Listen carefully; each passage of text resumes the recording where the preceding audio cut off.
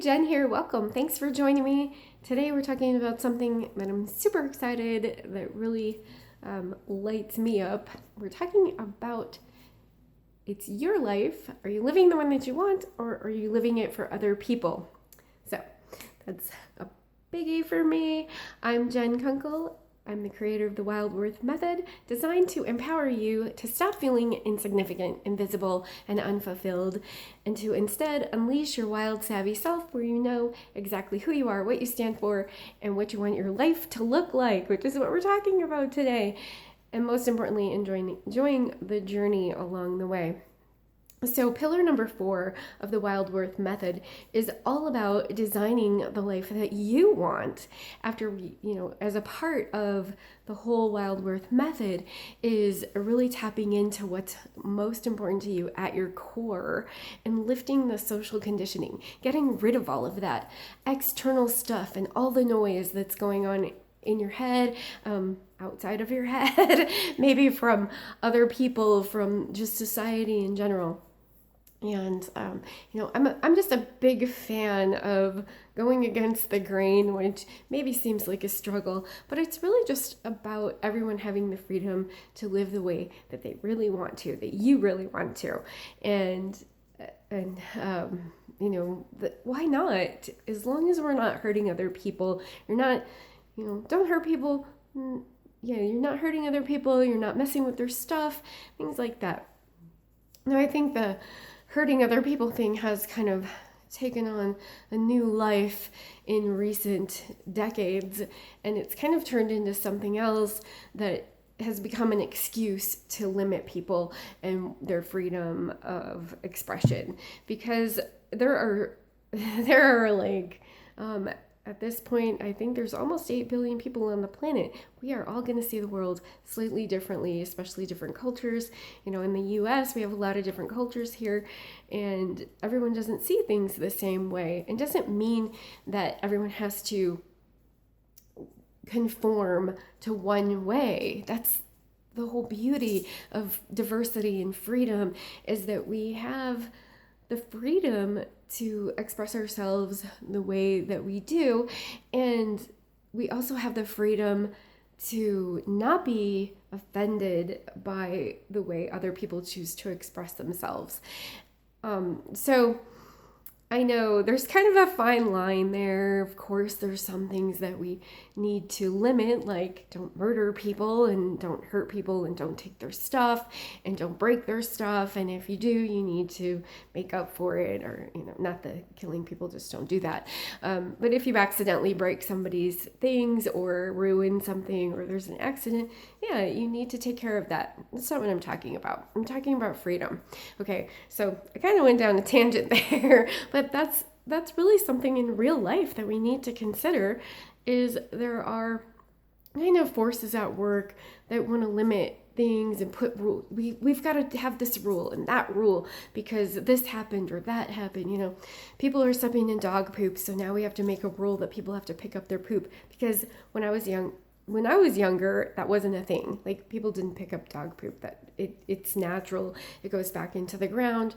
And I get it, because in crowded cities, you need to do that because otherwise people are going to step in it. But I think it would be great if, again, another quick tangent, I think it would be great if there was like a separate bin for the dog poop that was like compostable or something. I know they have the compostable bags that you can buy.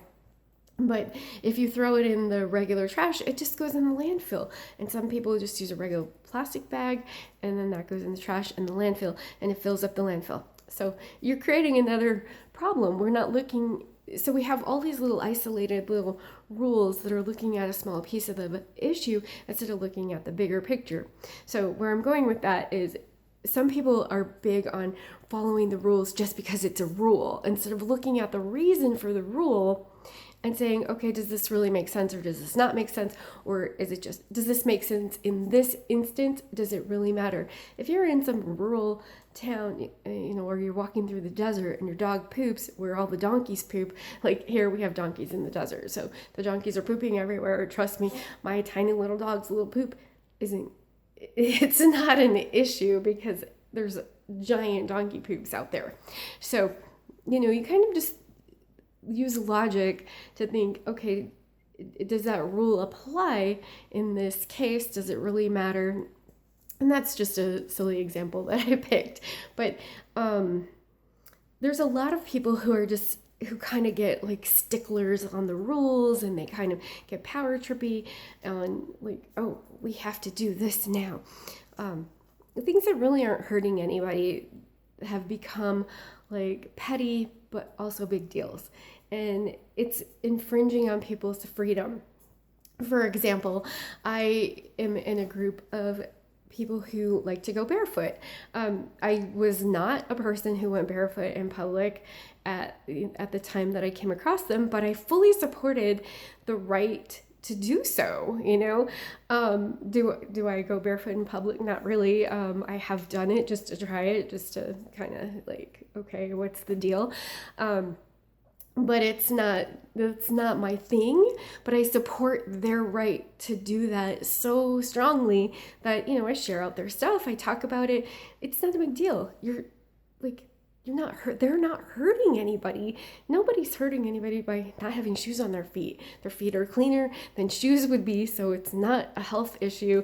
It's actually not illegal, and it's not illegal to drive. So anyway, and so that's just one of the little social conditioning things that it's social conditioning that it just seems normal for people to have shoes on. So when somebody doesn't, it feels wrong, and you've seen those signs on the doors, and so I'm just giving examples of like little tiny things in our world where the freedom to live as you choose is kind of infringed, and it doesn't need to be in any way, shape, or form. Okay, so my main point of this whole thing is to just start looking at the world and the things that you do because of social conditioning versus what's really in your heart. So what's really in your heart is different than the social conditioning that's out there. Those are just a couple of examples that I wanted to share. Just think about, all the rules that we have. Like there's been HOAs for a long time, and those weren't a thing when I was younger. Even like in my 20s, well, maybe they had HOAs, but they weren't as predominant as they are now. So there wasn't so many layers of rules. You've got all the layers of rules, and you just sort of start to live according to them blindly, subconsciously, without even realizing it, because it's just the way society is. This is maybe the society that you were born into, and that's just what you do. Well, instead of just going subconsciously, that's what you do, we consciously want to look at how you're living. And no, I'm not specifically talking about all of these tiny little things, but there's a lot of them. And those are just a couple of examples to get you thinking, hey, what else is conditioning that really isn't an issue, or it's not always an issue? So look at that. And then what we do through the Wild Worth method is to look at what's really in your heart. The W, the first pillar is W, which is your whole self. Looks at your whole self and what's really at your core and what was really, really important to you. So it's kind of that piece. And then the fourth pillar is design, where you actually design the life that you want based on your core, what is in your core heart. Who am I? Your whole self. So the second pillar is I, which is influencing your environment, and the third pillar is L, which is liberating baggage. And that's kind of the social conditioning piece, where we liberate you from the social conditioning and we strengthen your personal core, which is the 12 values. So that's just kind of a quick webby overview.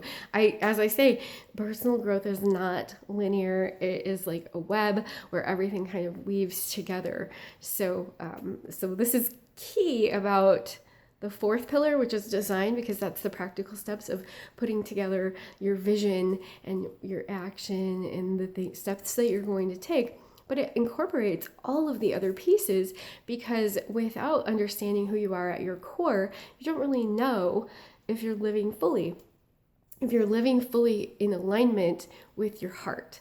Okay, so because you can feel it. So are you can you feel it? Do you feel like, it's your life, it's your life, and it's your right to live it the way that you feel the most fulfilled. Does that mean that you never do things that you don't necessarily prefer to do? Of course not. You're going to do things that maybe, some things just need to be done, but you find the mindset to, okay, this gets me to that point, or I'm doing this because I'm helping so and so. It doesn't mean that you just go around doing, oh, I don't feel like doing that, so I'm not going to do that. No, that's a whole different vibe. So as always, there's a fine line. But just remember, this is your life. You have the right to live it the way that you want. Are you doing things because of social conditioning on this small level, or even on bigger levels where, maybe you went into a career because your parents wanted you to, or they encouraged you to, or that was what was acceptable in your culture or your family. Everybody else is lawyers, so you have to be a lawyer too, but you really just love fashion design or something like that. So, take a look at that. And if it's something big like that and you are just now realizing it, yeah, it can be scary. I get that. It can be totally scary. I went into chemical engineering, and not because anyone expected me to, just because I had the opportunity to go to college. So I picked something that I thought would be interesting and lucrative, and it turns out that my heart really was not in that at all, and that's not what I do. So, yeah, that was a big upheaval in my life at the time, and that's okay because I would not change it. That's actually really a good test for something. Like if you're making a decision about something and you say, a lot of times we just kind of stay in the comfort zone in what we're used to doing. So ask yourself, am I going to regret not doing this? Or if I did this, will I regret that I did? And usually, like a lot of times we're like, oh, if I don't do this, I feel like I'm going to regret it, not trying it, not giving it a shot, okay? But we don't always ask ourselves, if I do this, am I going to look back and regret that I didn't stay in the same spot that I was in? And it doesn't have to be anything big, even if it's just something that you want to, just something fun that you want to do, like hang gliding or paragliding or, learning to ride a motorcycle or whatever the case may be. All right, so that's a good question to ask. All right, I'm going a little bit long, so I'm going to wrap this up, and we'll talk more about this for sure because it is a big thread in the whole theme of what I talk about. All right, thank you so much for joining me. If you like this, pass it along, send some love, however you like to send it, whether you want to share this, like it, comment, let me know.